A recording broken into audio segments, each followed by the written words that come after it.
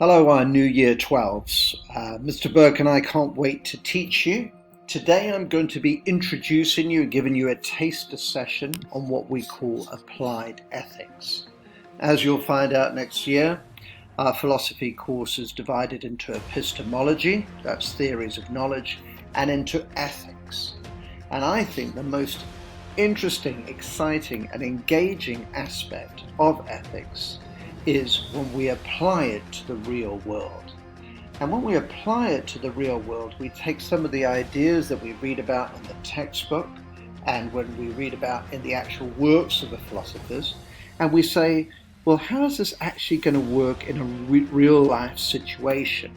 One of the most interesting, one of the most compelling debates that we have in philosophy is the idea of whether it is permissible to eat meat or not. And as you'll see in the screencast, that then has implications for the treatment of animals in general and things like animal experimentation and the status that animals have in the world. So in today's short screencast, I'm going to introduce two things to you. Firstly, I'm going to introduce you to the idea of a thought experiment. Now you come into that again, but I'm going to remind you once again today how a thought experiment works, why we use them in philosophy, and why we use them in ethics in particular. And we're going to consider the arguments for human exceptionalism in relation to eating meat. Now, the argument of human exceptionalism, as the name suggests, is the idea that we need to make an exception for people. And of course, we do. We don't allow people to eat other people. We make an exception. We say that it is morally permissible. In most cases, people say it is morally permissible to eat meat. Very few people argue, however, that it is permissible to eat human beings. So why is this a philosophical question? Many people will say it's just natural that we eat meat. It's always been that way. Well, one of the key things about philosophy, as I'm sure you're realizing now, is that arguments about nature or common sense simply don't exist. In philosophy, we have to go back to the basics and we have to look at the building blocks of our beliefs. Now, it's the case that the majority of people in the world eat meat today. And the majority of people in the world will have some kind of argument about why it is permissible to eat meat. Now, just very quickly today, I put down a list of some of the arguments that I encountered. I read a number of articles on the internet and in different magazines, and these are some of the common themes that came up. It's natural to eat meat. It's the food chain argument. We're top of the food chain. Human beings are seen as more intelligent. They have greater thinking power. They are at the top of the food chain, not because they are physically superior, but because they have this intellectual superiority. Human beings control nature is another argument. Some people even believe that that is a God-given right. And because they control nature, animals come under their supervision. Some people would argue that eating meat is permissible only if we treat the animals kindly, because we are effectively in charge of the animals. Other philosophers, as we'll see today, argue that animals lack consciousness in the true sense of the word, the sense of I am here now and this is me. And therefore they argue for human exceptionalism, that humans have a different moral status, that we cannot treat the status of animals and human beings as being in the same category, that it's a categorical difference. We're going to encounter today philosophers who call this speciesism, as you'll see. Human beings feel pain in a way that animals do not, is another argument that I've come across. That human beings have a sense of misery and depression and grief and love that exceeds the emotional and intellectual world of animals.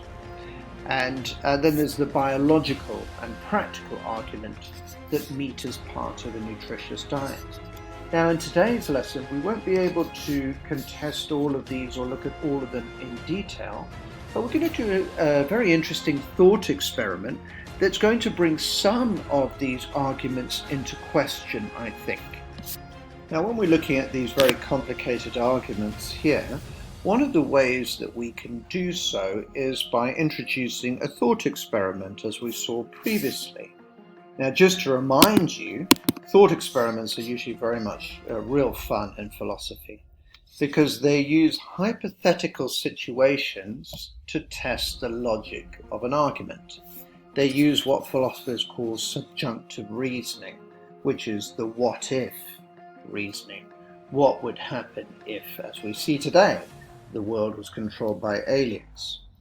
And these philosophical thought experiments are so interesting because by making the world unfamiliar, it makes us look again at our thinking in a new way. Now, I taught history for many years, and I used to particularly enjoy it in A-level history to use subjunctive reasoning. And we would ask questions such as, what would have happened if the Nazis had won the Battle of Britain, for instance? How would that have changed the course of the Second World War? And they're very interesting sometimes because they make you realize how fragile events are and how easily they can be changed. So, we've looked at these ideas for eating meat, and now let's approach the whole debate from a different way. Why don't we talk about eating people? For instance, one of the main arguments that we looked at previously is this idea that human beings are more intelligent, and therefore as we're more intelligent and more evolved, we should be able to eat animals who are less intelligent. Now, what happens if very controversially we apply that thought to the idea of eating people, and we say such and such isn't very intelligent, they're a little bit mentally impaired, and therefore, according to my earlier argument for why I can eat meat and I can do so and it's ethically permissible, why should it not be ethically permissible to eat a person of very low intelligence? Now, I think most of us intuitively, our heart will tell us that we're not happy with that idea.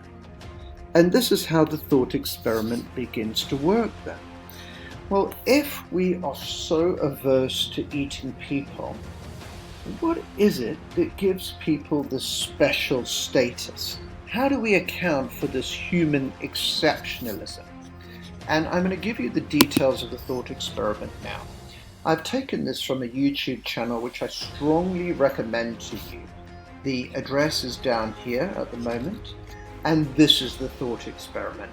Imagine that aliens have invaded the Earth, they capture us all, and they eat the flesh of our children. Effectively, they farm us and treat us in the same way as we treat animals. This human flesh thought experiment considers this question.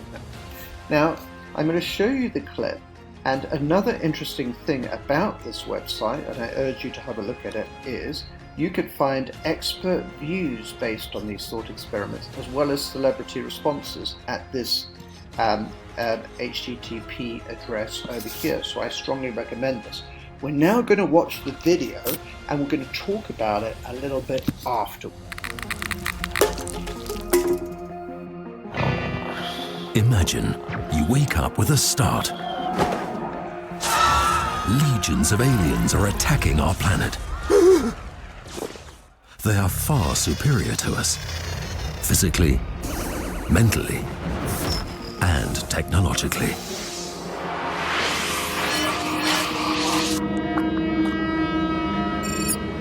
We're forced to toil away for them, and they use us for medical experiments. They love some of us too, to play and cuddle with. But not all humans have the good fortune to be an alien's pet. To them, we humans are a gourmet dish, and they have a particular liking for tender child meat. They pump the milk from our women and use it to make delicious drinks for themselves. Millions of people are kept in battery farms, fattened up, and then slaughtered.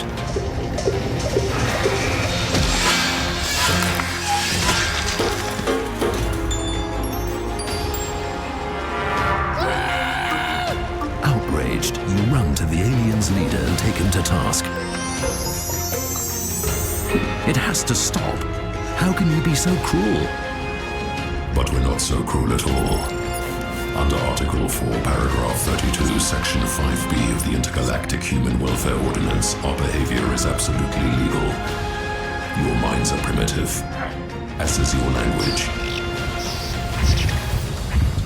We need your milk and your meat. It's delicious and a good source of protein, and we need you for medical testing. What are you getting so upset about? Don't you do the same thing with animals? It feels like the rug has been pulled out from under you. The extraterrestrial has a point. Don't we treat animals in exactly the same way? Should we be able to do things to animals which may not be done to us?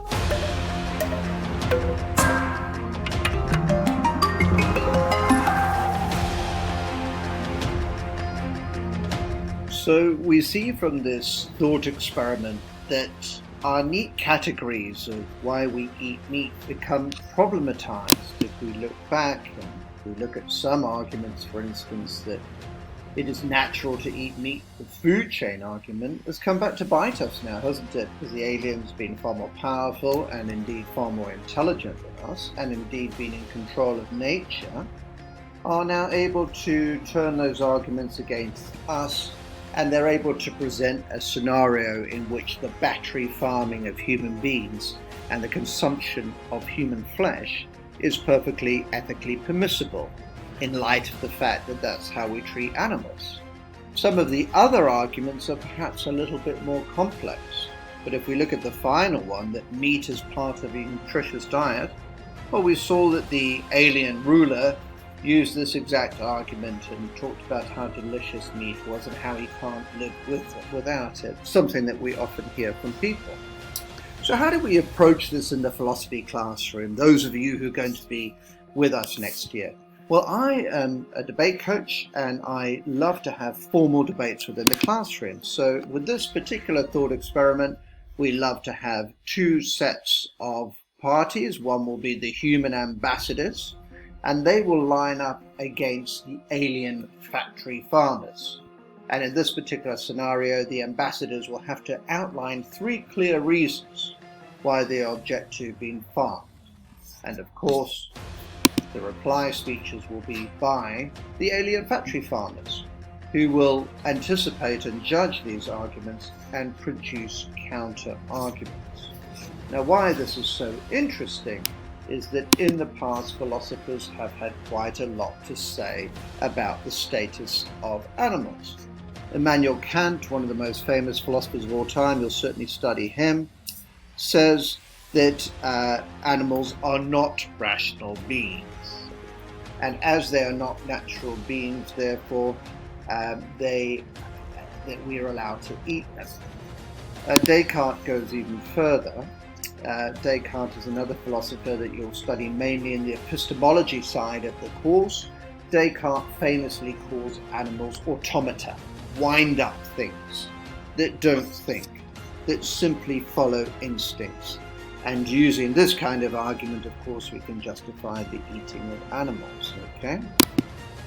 Also says, the fact that human beings can have the representation I raises them infinitely above other beings on earth.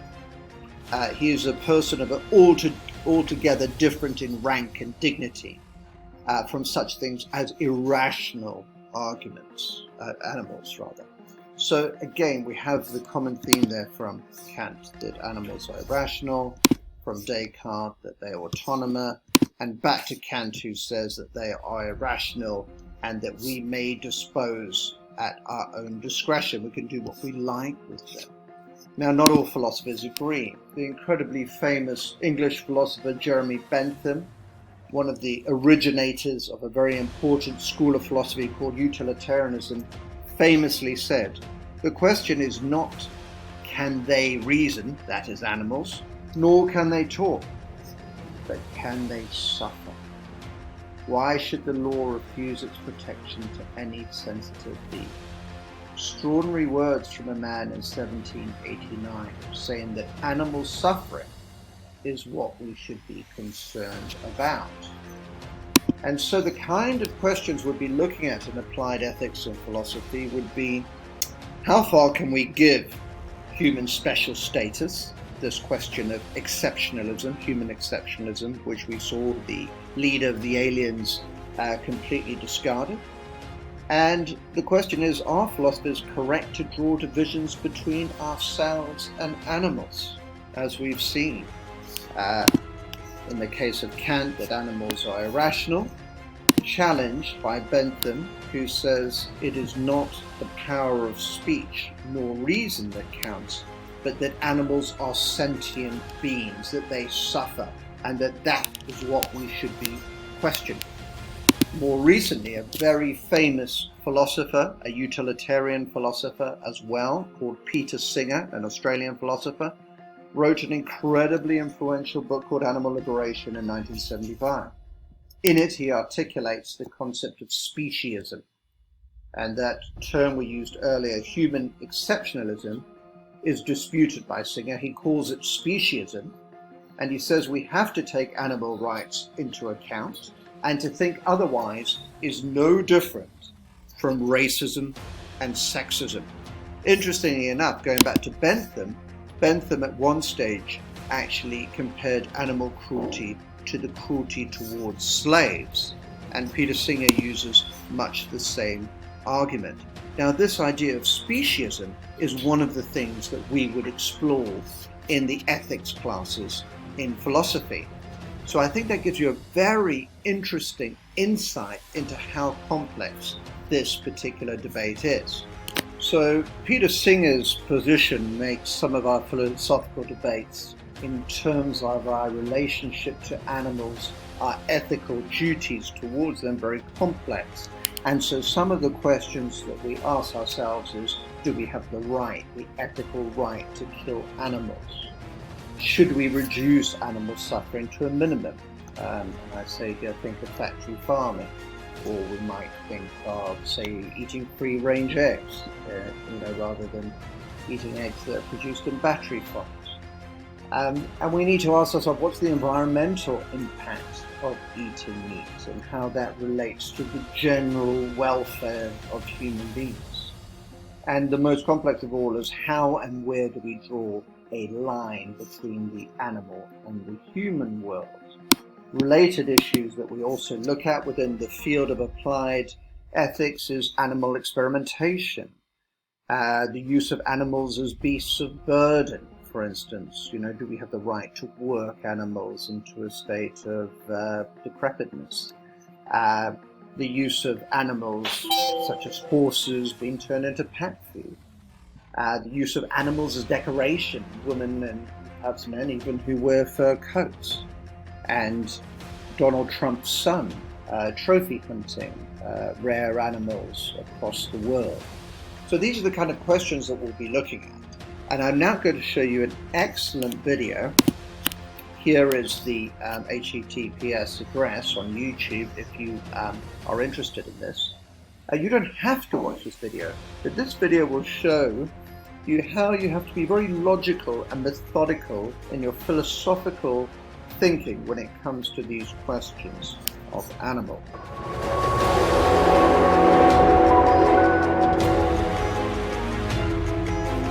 My name is Tyler Doggett. I teach at the University of Vermont, and I'm going to talk about whether it's morally permissible to kill animals for food. One thing I'm not going to talk about is whether it's morally permissible to eat animals for food. I'm also not going to talk about whether it's morally okay to buy animals for food. What I want to talk about is whether it's morally permissible to kill animals for food in the first place. And we do kill a lot of animals for food each year. Millions of pigs are killed for food each year. Is that permissible? Over 20 million pigs were killed last year for food. Is that morally permissible? In particular, is it morally permissible to kill pigs for food that we don't need to eat? I'm not talking about a situation where you're all alone on a desert island and if you don't kill that pig, you're going to die. I'm talking about the situation we're in right now, which is we don't have to kill pigs to eat. We could all eat kale sandwiches. But instead, because they're delicious, we kill millions of pigs each year. Is that morally permissible? That's what I want to talk about. But let's talk about a different question first. Is it morally permissible to kill people for food? And again, I'm not talking about a situation like the Donner Party or situations where people crash land on a deserted island and if they don't eat each other, they're going to die. I mean, would it be permissible for you to keep some stranger in your house and kill that stranger for food rather than eat a kale sandwich? We don't have to talk about that question for very long. That has an easy answer. No, it is morally impermissible to kill people for food you don't need to eat. So let me ask you this. If it is permissible to kill pigs for food, but not permissible to kill people for food, there must be some difference between pigs and people that explains why it's permissible to kill the pig, but not the person. So what's the difference? Here's an idea. The pig is a pig. The person is a person. So this difference, I think, is supposed to be a difference in genetic makeup, the type of DNA the pig has. That's different from our genetic makeup. So is that the kind of difference that explains why it's morally permissible to kill the pig, but not morally permissible to kill us? Let me ask you this. There's a Twilight Zone episode called To Serve Man. If you want to see that episode, you should skip this part of the video because I'm going to give away something very important. In the Twilight Zone episode To Serve Man, aliens come to Earth, and to make a long story short, they're farming us for food. Is that morally permissible? And I think no. It's not permissible for me to eat people for food I don't need. Neither is it permissible for aliens to eat us. But then imagine the alien says, but don't you see? You're a different sort of creature than we are. We have totally different genetic makeups. That does not seem like a very good answer the aliens give us. One thing you might say is, yes, I see that we have different genetic makeups, but I'm still kind of think you shouldn't kill them. But a pig might say that to us if we say, it's permissible for us to kill you because you're a pig and we're people. But maybe what you're getting at when you say a pig's a person's a person is people are special because, well, for one thing, we're quite a bit smarter than pigs, which isn't to say pigs are dummies. Pigs are pretty smart. People, just smart. Okay. One thing you might ask is, why does that make it okay to kill the pig? But that's not what I want to ask. Because while I think you're smarter than a pig, you're watching a philosophy video. Not everyone is smarter than a pig. In fact, we all know some creatures, some people even probably, who are not smarter than pigs. Is it okay to eat those people? No. That's not a hard question. Now, one reason it might be you shouldn't eat people who have mental lives of pigs. We care about those people. It might be that my brother has the mental life of a pig, that it would be wrong to kill him for food because I care about him. But let me ask you two things about this. First, why does caring about my brother make a difference? If the reason it's wrong to kill my severely mentally handicapped brother for food is because I care about him, then what you're saying is the reason it's wrong doesn't have to do with my brother, so much it has to do with me. And that does not seem correct. It seems like there's something about what you're doing to my brother when you kill him for food. It's objection. It has nothing to do with what you're doing to me. Well, let me ask you a different question. What if no one cared about my brother? What if my brother, with the mental life of a pig, were a hermit? No one cared about him, no one even knew about him. Would it be permissible to kill him for food then? I don't think so. I still think this is not a hard question. What we're looking for is a difference between people and pigs that explains why it's morally permissible to kill pigs for food, but not permissible to kill people. And we've tried some differences out. They're different species. That doesn't really seem to explain it. People are smarter in general than pigs. That doesn't seem to explain it either. We care about people, don't care about pigs. That doesn't seem to explain it either. What else? Well, here's something people say sometimes when you talk about this. The pig would do it to us. Put a person with a pig. The pig might eventually eat the person. Does that show it's morally permissible for the person to eat the pig. Let me ask you a different question. Have you ever been punched by a very small child? I have. Do you think it was permissible for me to punch the child back, reasoning, he did it to me, therefore it's permissible for me to do it to him? I think that would not be very good reasoning. It would be wrong to punch the child, even though the child would do it to me. In fact, I think the child, if the child is young enough, doesn't do anything wrong if it does it to me. The child is not the kind of thing that does anything right or wrong. But still, we might do wrong to it. Class difference. We're at the top of the food chain, where we live, in places where we can watch philosophy videos. Obviously, if we lived in the ocean, we wouldn't be at the top of the food chain. But where we are, we're at the top of the food chain. So isn't it morally permissible for us to take advantage of that and kill whatever we want? It might be that we're in a position to do various things to other animals because we're at the top of the food chain. But that doesn't mean it's morally permissible for us to do it. I'm a very small person. I'm constantly dealing with people who are much bigger than I am, who are much stronger than I am, who could pound me to a pulp very easily. Well, imagine they did. And I say, you shouldn't have done that. That was morally wrong. And they say, but don't you see? I'm stronger than you. That's a terrible reason. Of course they're stronger than me. What I wanted to know is why it was okay for them to express their strength in that way. Similarly, it might be that we're above the pig on the food chain. And as we get ready to kill the pig to eat it, the pig might say, why are you eating me? And we just say, we can. We have control over you. That does not seem like a very good answer. Sometimes people say something related, which is, that's just the way nature is. That's why it's morally permissible. But it's natural to do all sorts of things that are morally wrong. If you're listening to this video and getting really frustrated, it's natural to want to punch me. It might be natural to punch me, but that doesn't mean you should do it. So, I'm perplexed. I started off asking whether it's okay to kill pigs for food. To answer that question, I asked first a very easy question, whether it's okay to kill people for food. That's an easy question. The answer is no. And then I asked, what's the difference between people and pigs, such that it's permissible to kill pigs for food, even though it's not permissible to kill people? And I've gone through a bunch of differences. None of them seem like they do the work that's required. None of them seem like they explain why it's okay to kill pigs for food, but it's not okay to kill people for food. So I hope you help me figure out the answer, or decide it's morally wrong to kill pigs for food. Thanks.